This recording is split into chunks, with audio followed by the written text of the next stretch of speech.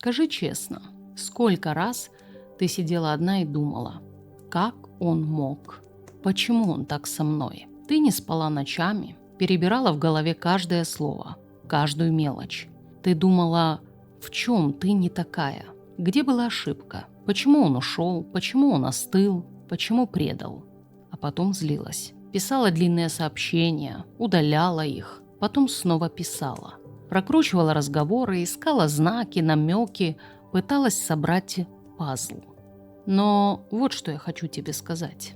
Скорее всего, ты все это время искала не там, потому что твоя боль, ее бы вообще не было, если бы ты знала одну вещь, одну простую, но жестокую правду, которая переворачивает все, чему нас учили про любовь. И сейчас я расскажу тебе об этом.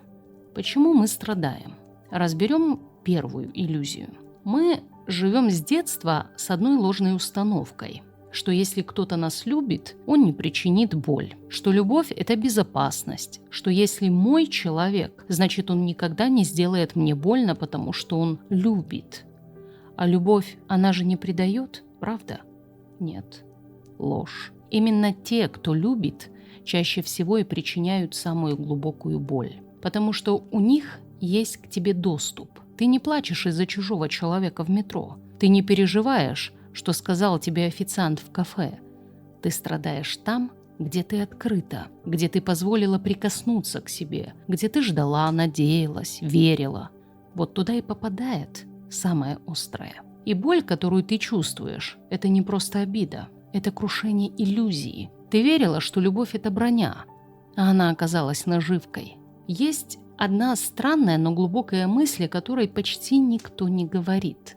Иногда люди причиняют боль не потому, что не любят, а потому, что не умеют по-другому справляться с собой. Это не оправдание, это диагноз. Представь себе мужчину, который вырос в семье, где любовь – это контроль, где слабость – это стыд, где признание чувств – это унижение. Он влюбляется, сильно, настояще, а потом начинает убегать, молчать, делать больно. Почему? Потому что любовь активирует его глубочайший страх быть раскрытым, уязвимым, потерянным. Любовь его не освобождает, как в кино, она его пугает. Знаешь, почему твой мужчина вдруг стал чужим за одну ночь? Почему он смотрел на тебя, как на незнакомку? Это не про волю, не про «он козел». Это глубже. Это реакция вегетативной нервной системы. Когда человек чувствует угрозу, не всегда осознанно, у него активируется одна из трех реакций – бей, беги или замри. И вот в отношениях, особенно если мужчина психологически травмирован, он может вдруг начать нападать, использовать обвинения, унижения или убегать, то есть исчезать или молчать, или замереть, быть холодным, безэмоциональным, как будто выключился. Это не потому, что он тебя не любит. Это потому, что любовь активировала в нем угрозу. Точнее, его мозг так решил. Любовь в чистом виде – близость, откровенность, потребность быть нужным. Она для травмированного мужчины воспринимается как опасность быть сломленным. И он ломает первым. А теперь главный вопрос. Так что, это все моя вина? Нет. Это не твоя вина, но это твое участие. Ты оказалась в этой боли, потому что не знала, что некоторые мужчины любят и предают одновременно, что предательство – это не всегда отсутствие любви, а любовь – не всегда гарантия заботы. Это парадокс, который трудно переварить. Но как только ты это примешь, ты вырвешься. Ты перестанешь сидеть в этой ловушке вопросов без ответов. Ты начнешь видеть, а когда ты видишь, ты уже не страдаешь так. Ты уже не жертва, ты наблюдатель, ты знающая. Ты говоришь, я все понимаю, но не могу его отпустить. Ты 100 раз прокручивала, он мне не нужен, он не мой, я все вижу. А потом видишь знакомый силуэт, или вспоминаешь, как он смотрел, или как ты чувствовала себя рядом с ним. И все, ты опять внутри. Внутри боли, внутри воспоминаний, внутри себя потерянной, но все еще привязанной. Так вот запомни, твоя тяга не к нему, а к состоянию, которое он случайно дал тебе почувствовать. Может быть, на секунду, но именно в этот момент Ты будто бы стала настоящей. В голове крутится хороший вопрос. Почему мы остаемся в связях, где нас ломают? Сейчас будет странная мысль, но запомни. Ты не отпускаешь не потому, что он особенный, а потому, что где-то глубоко внутри тебя живая надежда на реабилитацию. Это понятие есть в травматерапии, когда мы остаемся рядом с тем, кто сделал больно, потому что хотим, чтобы он же нас и починил, чтобы тот, кто сломал, пришел и сказал: «Ты не виновата, ты хорошая, я был слеп, ты ценная». И вот здесь внимание. Ты цепляешься не за любовь, а за шанс стереть свое внутреннее чувство неполноценности через его признание. Это бессознательный процесс, но он как опасная зависимость. Тут мне вспомнилась хорошая притча. Однажды женщина шла по дороге с красивым зеркалом. Оно было старинным, с серебряной рамкой. Она берегла его как память о себе. На пути ей встретился странник. Он взял зеркало и уронил. Оно разбилось. Женщина заплакала и умоляла его склеить. Он пожал плечами. «Я не умею. Но ты можешь нести осколки. Может, когда-нибудь я научусь?» Она несла их годами. Каждый день смотрела на осколки и верила. Однажды он вернется и склеит. Но вот в чем правда. Человек, который разбил зеркало, редко бывает тем, кто его чинит. И чем дольше ты ждешь, тем глубже ранят тебя края стекла, которые ты носишь в руках. Американский нейробиолог Джадсон Брюер исследовал механизм навязчивого влечения к разрушительным отношениям. Он доказал, что у людей с травмированной самооценкой в моменты неопределенной привязанности активируются те же участки мозга, что и при зависимом голоде. Да, ты не ослышалась. Твои слезы, тоска, желание написать, проверить сторис, зайти на страницу – это не романтика, это ломка.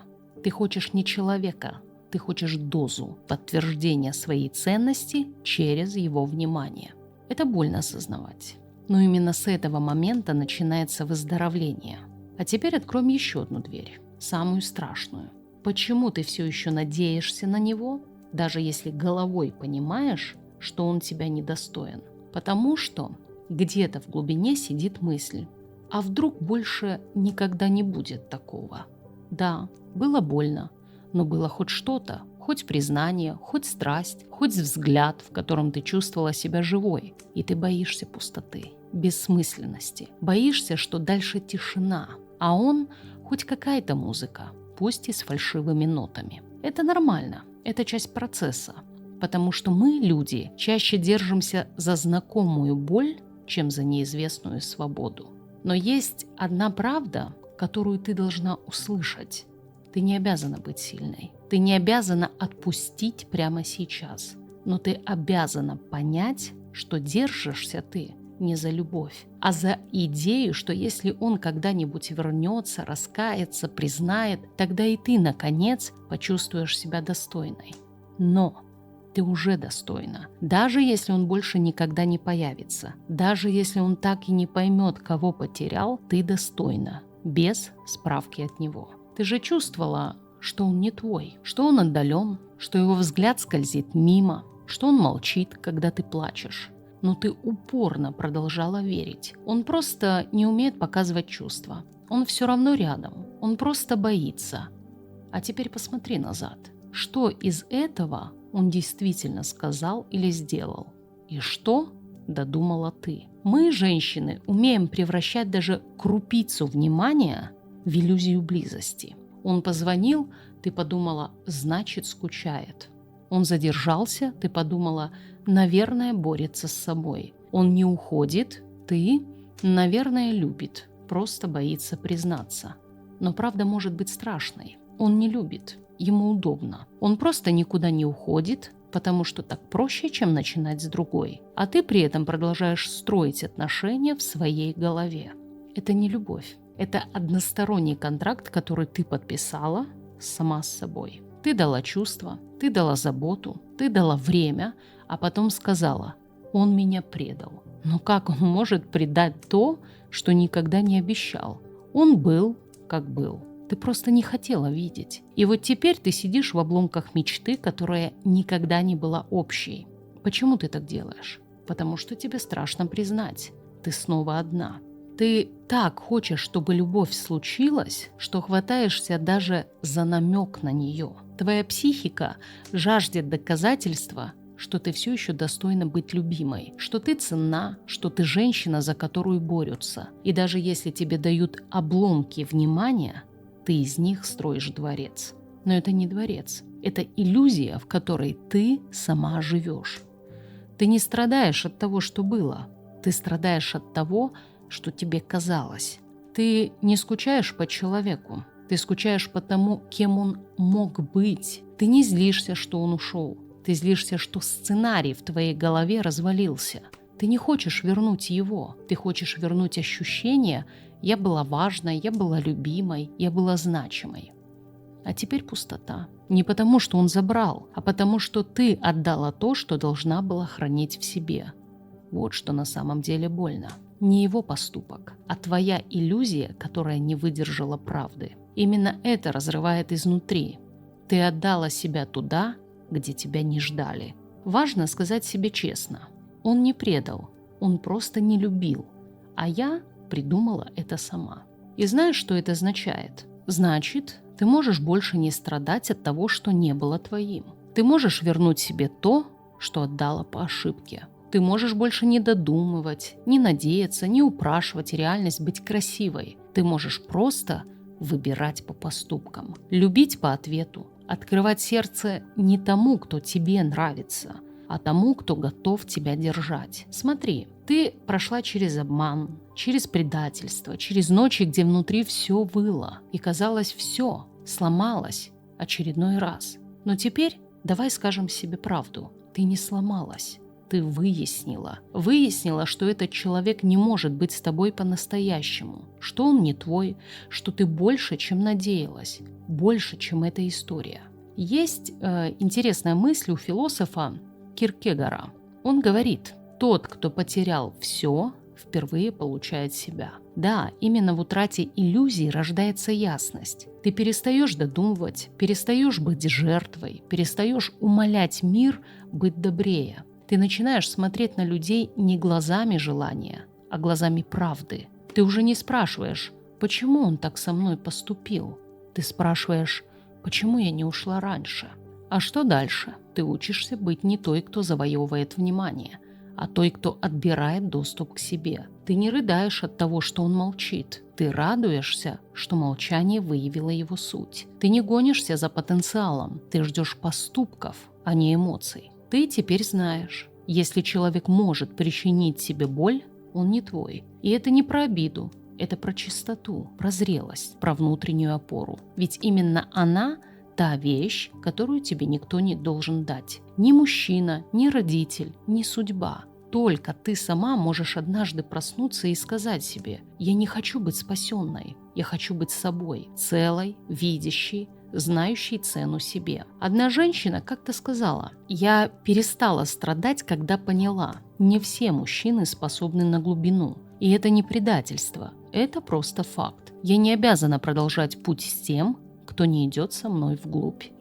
Сильные женщины не те, кто все прощают. Сильные – это те, кто умеют уйти, не доиграв свою роль до конца. Те, кто умеют сказать: «Я вижу все, и потому ухожу». Запомни, ты страдала не от того, что было, а от того, что ты хотела, чтобы было. Ты переживала не потому, что он у тебя что-то отнял, а потому, что ты отдала себя в ложную историю. Но знаешь, что самое ценное? Теперь ты видишь. А женщина, которая видит, неуязвима.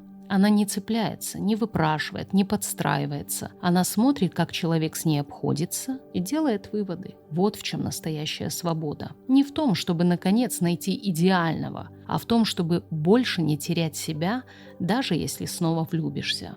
Чтобы любить, не ослепнув, чтобы открыться, не обнулив себя, чтобы быть нежной, но с границами, мягкой, но с ясным «нет», сильной, но не ожесточенной. Так что в следующий раз, когда боль снова подкрадется, и ты скажешь себе: «Меня предали», остановись и спроси: «А может, я просто снова захотела сказку там, где была пустота. И если ты действительно хочешь выйти из круга боли, перестань переживать. Не потому, что все хорошо, а потому, что ты узнала главное. Твоей боли никогда бы не было, если бы ты сначала посмотрела правде в глаза и выбрала себя, прежде чем выбрать кого-то другого. Хочешь – плачь, хочешь – молчи, хочешь – пиши ему письмо, которое никогда не отправишь. Но только больше не предавай себя ради того, кто не умеет держать твою душу бережно. Ты не сломалась, ты проснулась.